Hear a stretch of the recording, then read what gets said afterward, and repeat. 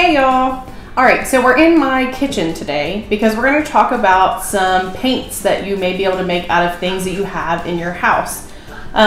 Make sure you ask before you use anything. Don't blame me. Don't get me in trouble.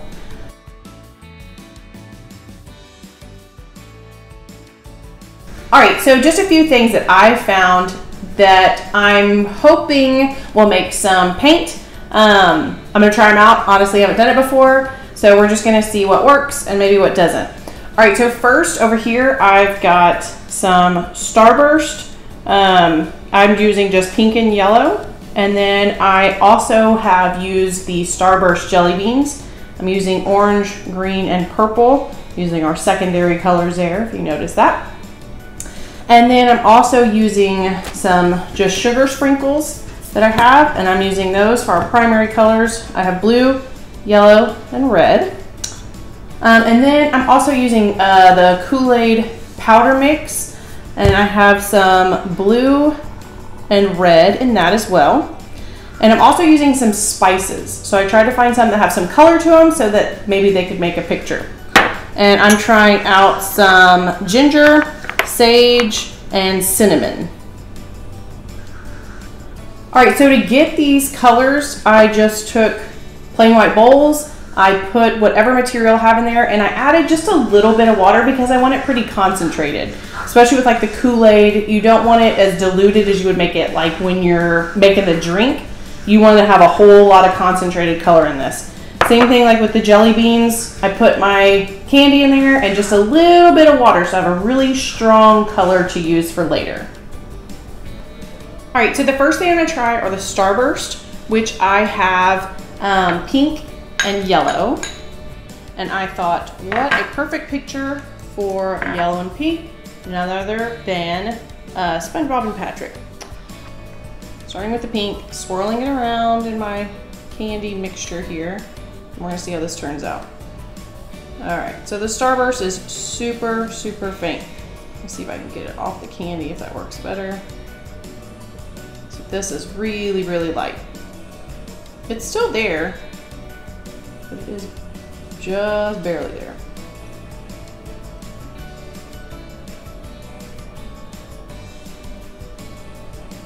Alright, so then we can try, let's see how the yellow turns out with SpongeBob. Again, it's there, but it is really, really light.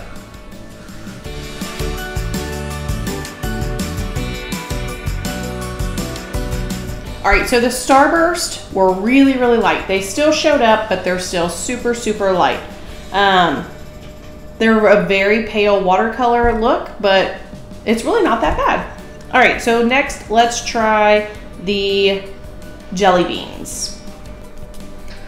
Alright, and I'm going to be painting a picture of the Joker since he has a lot of these colors already in there.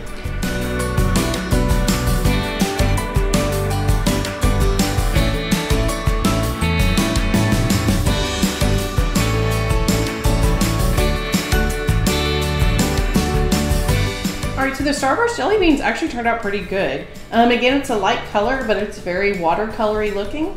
But it's not bad.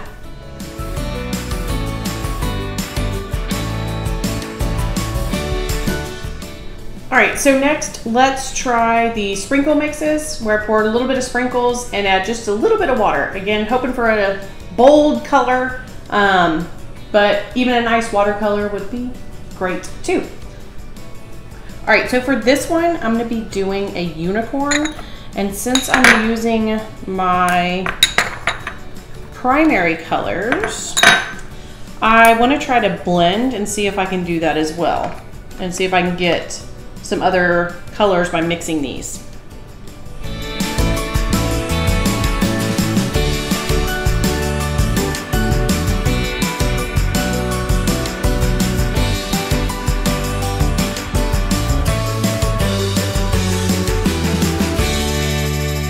Okay, so these sprinkle colors mixed so great. The rainbow really flows nice from red, and then the yellow and red together made the orange, and then we made some green with the yellow and blue. and it turned out really nice.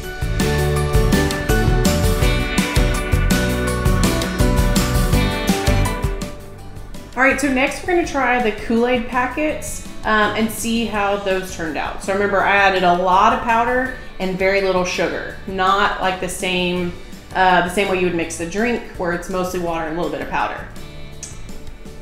All right, so for this one, I'm going to do Captain America. Just a cute little sketch here since he's mostly red, white, and blue.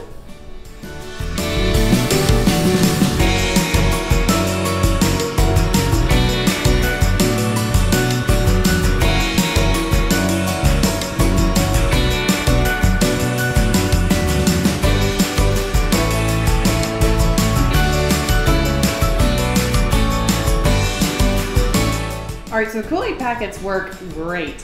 The color's pretty bold. And I have a feeling if I would try to mix them, they probably would have mixed really well too. I only have these 2 colors that I just ordered, but if you have other flavors, or if you even get those little packets, I think they're pretty cheap. So just things that you have laying around the house can be used as art supplies. You don't have to have all the supplies we have normally in class to make your artwork.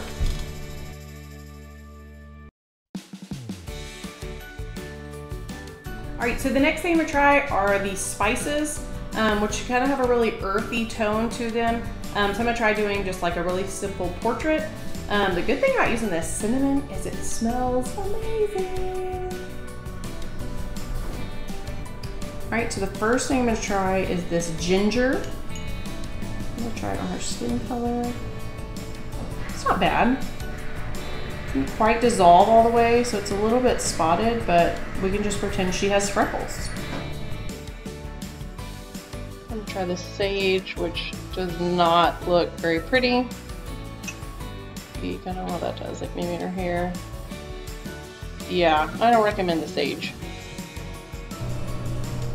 All right, and then we're gonna try the cinnamon.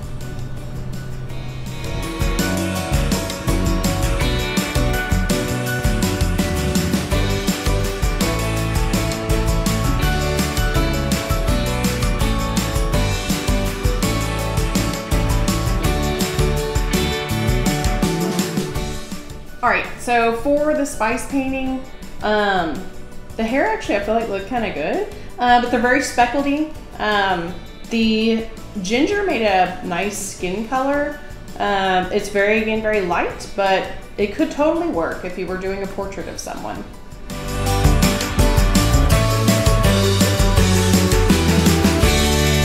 All right, so don't forget that you can mix and match whatever you have. Maybe try something else that you have. But I do not recommend using something with chocolate inside, like an M&M or a Whopper or something. Even though it has a nice pretty color on the outside, that chocolate on the inside is going to melt and you're going to have just a gloshy, gross, chocolatey mess.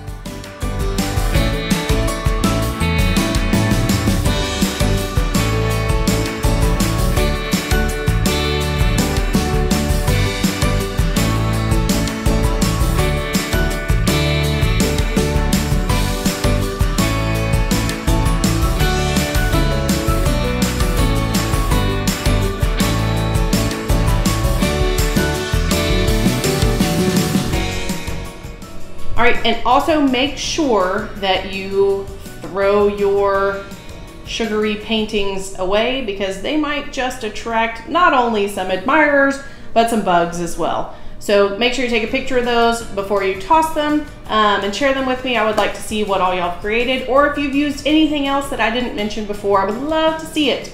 All right, I'll see you guys later. Have a good day. Bye.